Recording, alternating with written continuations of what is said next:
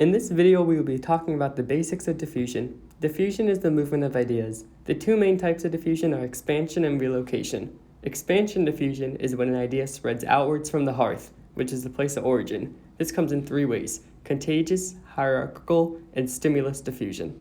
Contagious diffusion is exactly what you think it would be, and by this I mean that it starts spreading out locally and then eventually spreads across the world. An example of this is a disease such as the flu.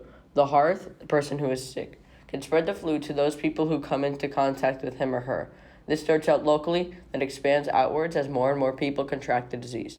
Next up is hierarchical diffusion. This is when an idea is like a pyramid and it spreads from the highest power down until the lowest power. The main difference between this and contagious diffusion is that contagious diffusion spreads out equally from the hearth, while location isn't a factor for hierarchical diffusion. An example of hierarchical diffusion would be a fashion company that produces a new outfit, which is then shipped to the major outlets around the world like London and New York, which is then shipped to local stores around the world, and then the outfit is finally reached by the people. The last type of expansion diffusion is called stimulus diffusion. This is when an idea is adapted or changed and then adopted by a new place. One very common example of this is McDonald's. McDonald's is a very common food chain, so many countries want to have some, but sometimes certain things on the menu go against their culture. This is why India adopted McDonald's, but adapted by changing the burgers to veggie burgers, because beef is forbidden as the cow is sacred in some Indian culture.